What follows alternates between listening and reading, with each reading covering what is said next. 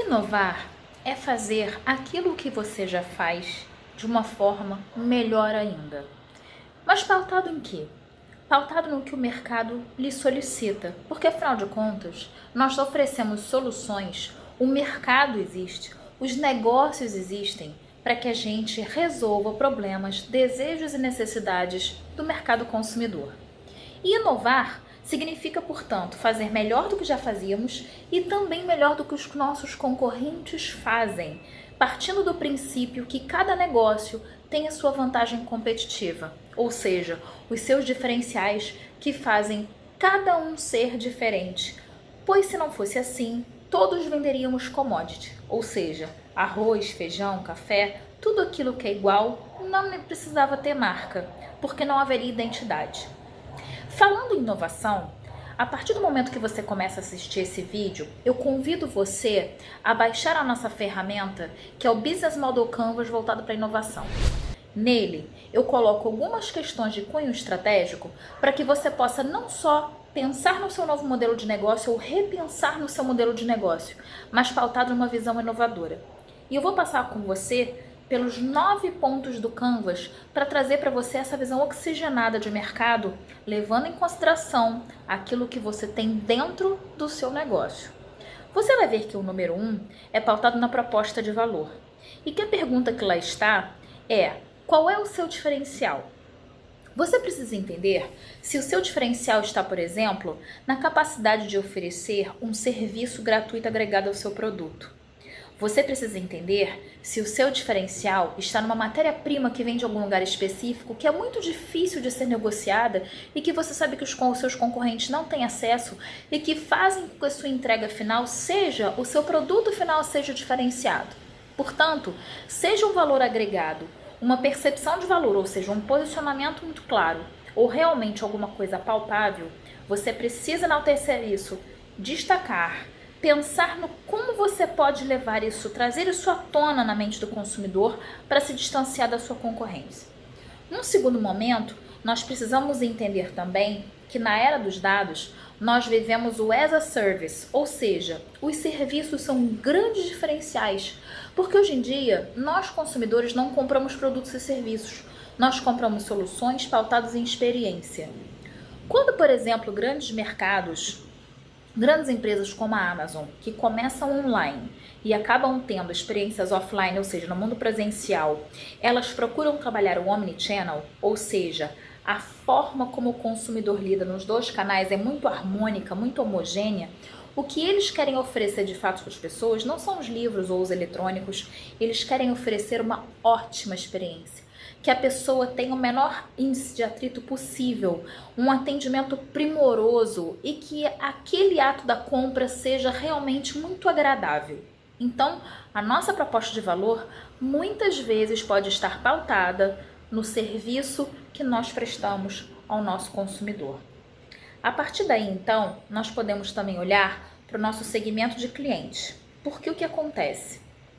A partir do momento que nós olhamos para dentro da nossa empresa, nós temos que pensar numa coisa que se chama Product Market Fit, ou seja, a solução que nós vamos criar, pautada na nossa vantagem competitiva, ela tem que de fato tocar um segmento, tocar uma persona, tocar um público. E como nós fazemos essa análise? A primeira coisa que nós temos que fazer é entender se nós somos multicanal, se nós atendemos como cartão de crédito, por exemplo, um cliente que é um ponto de venda que precisa existir para que se feche nosso circuito e um cliente consumidor final que vai usar o seu cartão naquele ponto de venda para que o negócio exista, para que ele feche. Se o nosso negócio é de nicho, que não significa que seja muito pequenininho, mas que sim que sejam gostos específicos desse público. E os de massa, onde normalmente nosso ticket é menor, mas nós ganhamos na capilaridade, na quantidade de pessoas. Então nós precisamos entender primeiro qual é o nosso segmento. E num segundo nível, nós precisamos entender quem é a nossa persona. Como é que é o perfil do nosso cliente ideal? Quais são os seus interesses? Qual é a sua faixa etária? Qual é o seu gênero? Qual é o seu comportamento, seus hábitos, o que ele está buscando? Portanto, não basta definir a persona, nós temos que entender o comportamento, hábito e tendência do grupo. Nesse material você vai ver essa observação. Então não deixe de pensar no que as pessoas estão buscando e como elas estão buscando. Um famoso consultor chamado Simon Sinek fala que as pessoas não compram o seu quê, elas compram o seu porquê. E isso está na ferramenta dele chamada Círculo de Ouro, que você pode procurar no Google. Círculo de Ouro. As pessoas compram o seu propósito e por isso você tem que imprimir isso, não só na sua proposta de valor, deixar muito claro ali, mas deixar muito claro para o seu segmento de clientes também. Depois disso, nós vamos olhar os canais. Existem os canais de relacionamento, o canal de comunicação, o canal de venda e o canal de distribuição. Existem basicamente quatro canais. Por que canais o seu público vai receber a sua oferta? Qual é o seu canal de distribuição? Qual o seu canal de venda, que é o canal onde você faz a chamada para a ação dele, onde ele decide que vai comprar de você? Qual é o canal de melhor alcance para o seu público entrar em contato com você e lhe dar um feedback? Como você cria esse processo de melhoria contínua, recebendo o input do seu consumidor que tem interesse em que você melhore? Qual é o mais eficiente? Você pode testar vários e ao longo desse processo você vai definindo aquele que é melhor para você e para o seu consumidor. Depois disso, nós vamos falar sobre relacionamento com clientes. Como você mantém a fidelização e a autoridade? Lembrando que a venda é um resultado da construção de um relacionamento com o cliente e não ao contrário. Nós não fazemos primeiro a venda para depois termos um relacionamento com o consumidor.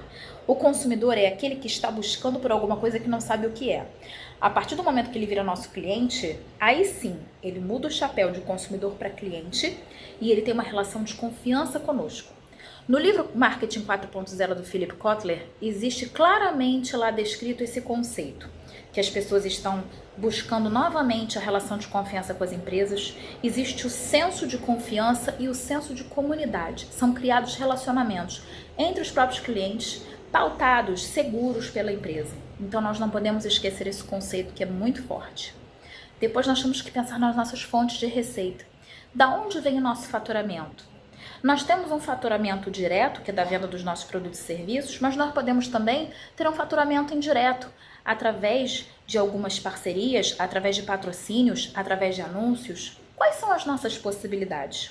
O nosso negócio não é construído apenas da venda do nosso produto final. Ele é construído por uma série de canais e alguns deles são nossas fontes de receita. Logo em seguida, vamos analisar os recursos principais. Qual o conhecimento específico que lhe confere diferencial? Os nossos recursos são financeiros, porque nós temos que saber quanto nós temos para investir, qual o nosso fôlego financeiro. Nós temos os recursos técnicos e tecnológicos e nós temos os recursos humanos. Negócios são feitos para pessoas, mas também são feitos de pessoas.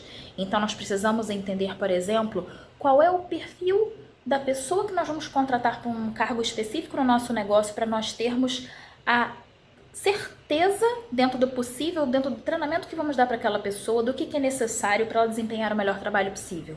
E outra coisa, quais são os skills que essa pessoa precisa ter para atender a nossa necessidade? Vou dar um exemplo para vocês.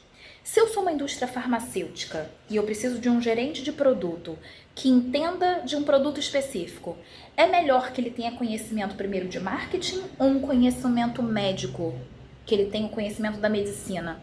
Muitas vezes o ideal é que ele tenha o mais complexo, que é o conhecimento da medicina, para depois ser treinado no marketing, não que seja menos importante, mas eu tenho que ver nessa escala de valor o que eu posso treiná-lo e o que ele já pode vir preparado para mim. Então isso é uma visão bastante inovadora de gestão de negócio, inclusive. Logo em seguida, atividade-chave. O que é essencial para o meu negócio existir? O que é imprescindível para ele existir?